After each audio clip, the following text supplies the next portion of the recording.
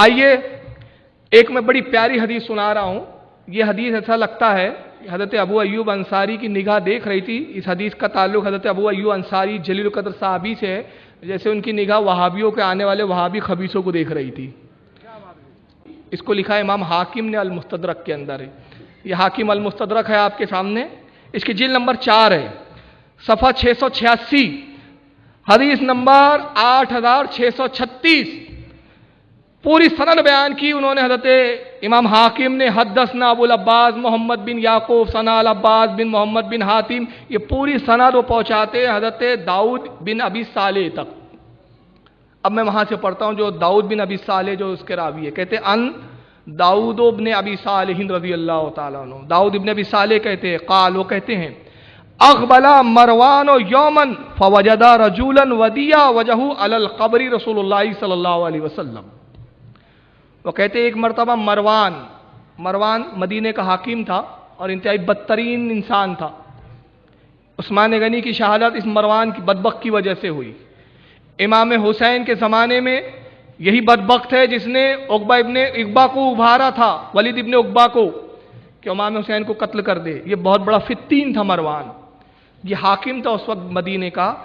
تو حضرت ابو داؤد ابن ابی صالح کہتے ہیں کہ ایک مرتبہ اقبلا مروانو یوما، ایک مرتبہ مروان جا رہا تھا، فوجدا رجل ودیہا وجہو علی قبر رسول اللہ صلی اللہ علیہ وسلم. اس نے دیکھا کہ ایک شخص رسول اللہ کی قبر مبارک پر اپنا چہرہ رکھے ہوئے ہیں. ایک شخص رسول اللہ کی قبر مبارک پر کیا رکھے ہوئے ہیں؟ چہرہ کیسا رکھا جائے گا؟ ظاہر ہے کہ رسول نبی کی قبر مبارک اگر زمین دوز ہوتی تو وہ تو پھر لیٹے ہوئے ہوتے، چہرہ کیسے رکھ سکتے تھے؟ اس کا مطلب نبی کی قبر کچھ اونچی تھی اور وہ چہرہ رکھے ہوئے تھے. اس کے بعد کہتے وقال تدری ما تصنع. مروان نے بڑی چڑچڑاہٹ کے ساتھ اور سختی سے کہا اے شخص تو جانتا ہے تو کیا کر رہا ہے؟ مطلب اس کے نزدیک شرک تھا. یہ اس زمانے کا وہابی تھا مروان. اے شخص کیا کر رہا ہے؟ یہ تو جانتا ہے. تدری ما تصنع، جانتا ہے تو کیا کر رہا ہے؟ قال نعم. اس شخص نے اپنے سر کو اٹھایا اور کہا ہاں میں جانتا ہوں میں کیا کر رہا ہوں، مجھے معلوم ہے خوب. فاقبلوا علیہ فاذا ہوا ابو ایوب الانصاری رضی اللہ عنہ.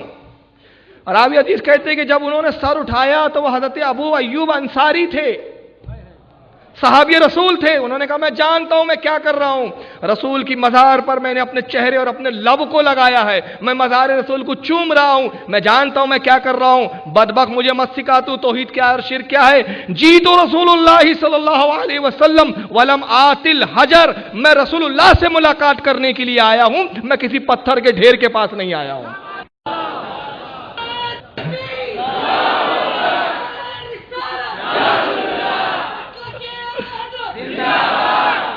یہ ہے صحابی کا عقیدہ. یہ تمہارا عقیدہ ہے کہ نبی مر کر مٹی میں مل گئے، مگر یہ صحابی کا عقیدہ ہے کہ نبی کی مزار پر جانا، نبی سے ملاقات کرنے جانا ہے.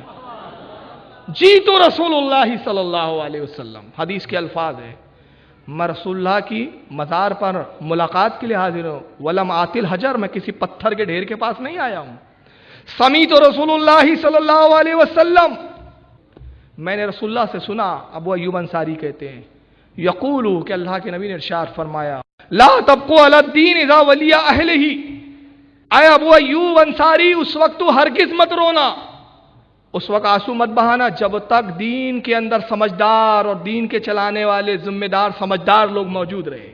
اس وقت مت رونا دین پر، اس وقت افسوس مت کرنا. ولیکن مگر اس وقت تو ضرور رونا، اس وقت ضرور آنسو بہانا، اس وقت ضرور افسوس کرنا. کب؟ ابقو علیہ اذا ولیہ غیر اہلی، جب اس کے دین کے چلانے والے اور دین کے ذمہ دار نااہل بدبخت بن جائے، جب تو افسوس کرنا. آج دین کے ٹھیکیدار کون ہیں؟ یہی بدبخت بنے بیٹھے ہیں. تو آج ہمیں رونے کا مقام ہے حدیث کے مطابق. کیوں؟ ابو ایوب انصاری کے زمانے میں دین کے اہل تھے، علماء اور صحابہ کے زمانے میں دین کے اہل تھے، دین کے سمجھدار تھے، دین کے ذمہ دار سمجھدار علماء تھے. وہ جانتے تھے مزار بنانا شرک نہیں ہے. آج یہ نابکار آئے ہیں جو شرک اور توحید میں فرق نہیں جانتے، کسی کو بھی شرک بول دیتے ہیں. تو آج رونے کا مقام ہے. اس حدیث کو یہ امام حاکم نے لکھا اور لکھا ھذا حدیث صحیح الاسناد، یہ حدیث کی اسناد صحیح ہے، حدیث بھی ضعیف نہیں ہے۔ اور اسی حدیث کو اور بھی لوگوں نے نقل کیا، جیسے مسند احمد میں امام احمد ابن حنبل نے جلد نمبر 10 صفحہ 840 حدیث نمبر 23,983 پہ نقل کیا۔ مجمع الزوائد میں امام حیثمی رحمۃ اللہ علیہ نے جلد نمبر 4 صفحہ 5 پر نقل کیا، اور الوفاء الوفا میں جلد نمبر 4 حدیث نمبر 1358 پہ اس کو نقل کیا۔ تو صحابہ کا عقیدہ تو یہ تھا کہ نبی کی مزار کو چوما بھی جا سکتا ہے، نبی کی مزار پر آنا